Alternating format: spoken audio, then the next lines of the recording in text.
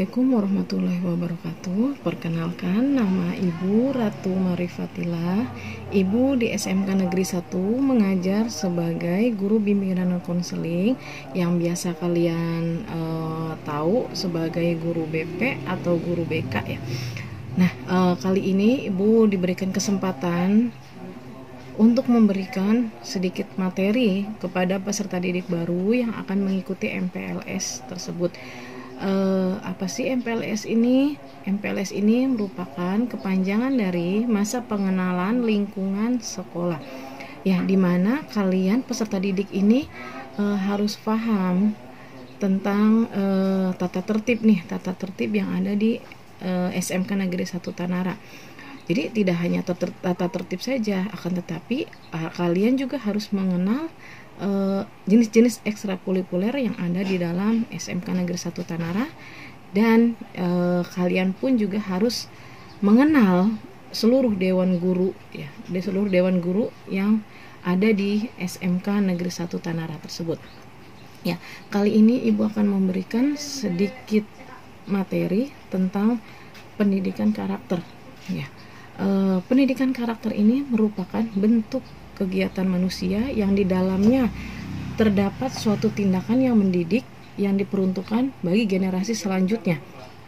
Jadi tujuannya itu untuk membentuk penyempurnaan diri individu secara terus-menerus dan melatih kemampuan diri menuju arah yang hidup yang lebih baik. Jadi kesimpulannya, pendidikan karakter ini merupakan suatu usaha manusia secara sadar dan terencana untuk mendidik dan memberdayakan potensi peserta didik guna membangun karakter pribadinya sehingga dapat menjadi individu yang bermanfaat bagi diri sendiri dan lingkungannya. Jadi diri kita ini harus punya harus punya seperti sikap yang baik ya, tata krama, sopan santun. Nah, itu pun juga harus kita ada dalam diri kita karena akan kita bawa pada lingkungan kita, baik itu di lingkungan masyarakat atau di lingkungan sekolah ya. Kemudian di sini ada potensi diri. Potensi diri ini 5 cara ampuh memaksimalkan potensi diri ya. Yang pertama itu cobalah hal baru ya. Cobalah hal baru. Jangan pernah takut untuk gagal dalam mencoba hal baru. Jadi usahakan kalian itu jangan merasa diri kalian itu tidak mampu dalam melakukan suatu hal, karena itu merupakan sikap pesimis kita sebelum kita melakukan suatu kegiatan. Jadi harus ada keberanian dalam mencoba hal-hal yang baru ya. Contohnya mungkin kita di SMK itu terpilih untuk mengikuti lomba catur misalnya. Nah, di situ ketika kita sudah terpilih, kita jangan merasa wah saya ini nggak bisa. Wah, harusnya kita merasa oh saya bisa, karena mungkin ketika kita gagal pun itu akan memberikan pelajaran pada diri kita seperti itu ya. Kemudian potensi diri yang kedua yaitu mengejar impian Anda. Nah, karena mengejar impian ini sangat penting ya. Setiap manusia itu memiliki mungkin mimpi-mimpi gitu ya, atau cita-cita gitu. Nah, cita-cita atau mimpi ini tidak mungkin kita dapatkan tanpa kita melakukan suatu usaha. Contohnya, misalkan kita cita-cita kita menjadi polisi. Nggak mungkin gitu kita dari lahir tiba-tiba kita bisa jadi polisi tanpa ada jalannya gitu. Nah, berawal dari jalan tersebut itu mungkin kita belajar di sekolah-sekolah. Kemudian kita tahu nih gitu ya, tata tertib yang harus saya ikutin di sekolah tersebut. Sikap saya bagaimana ketika saya melakukan pembelajaran di sekolah gitu. Nah, ketika kita sudah berhasil dalam belajar, mungkin kita bisa mengejar cita-cita tersebut ya. Kemudian potensi yang ketiga yaitu sempurnakan motivasi Anda.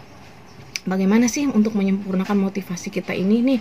Nah, kita sebagai manusia kita itu pasti memiliki cara ya untuk memotivasi diri kita sendiri. Ya mungkin motivasi ini yang akan menjadi penguat dalam kita meraih mimpi tersebut ya, mimpi yang tadi ya. Jadi kita ini punya motivasi yang tinggi gitu. Seperti itu. Kemudian potensi yang keempat, potensi diri yang keempat itu ciptakan kebiasaan baik ya. Ciptakan kebiasaan baik itu jadi bagaimana sih kita melakukan perubahan pada diri kita sendiri ya. Diri kita sendiri. Jadi kebiasaan, mungkin kita memiliki kebiasaan tidur bangun siang gitu ya, kita usahakan kita ini bisa lebih baik lagi, bisa bangun lebih awal gitu ya, karena gaya hidup inilah yang merupakan yang akan merupakan cara hidup kita bisa lebih baik lagi ya. Kemudian potensi diri yang kelima itu fokuskan pada perawatan diri. Jadi kita pun juga harus bisa merawat diri kita sendiri ya. Jadi tidak cuma kita merawat dari segi berdandan, berhias ya. Jadi kita usahakan merawat diri kita itu untuk dalam kesehatan. Misalkan kita memakan makanan yang bergizi, atau mungkin kita mengatur pola tidur kita yang yang memiliki jam tidur yang cukup. Nah seperti itu. Jadi ada lah gitu tujuan untuk diri kita sendiri, dan dimanapun kita berada, kita itu harus memiliki sikap yang baik, tata krama yang baik ya, sopan santun ya. Seperti itu. Itu saja materi yang bisa Ibu sampaikan. Semoga bermanfaat untuk para peserta didik. Kurang lebihnya Ibu mohon maaf. Wabillahi taufiq wal hidayah. Wassalamualaikum warahmatullahi wabarakatuh.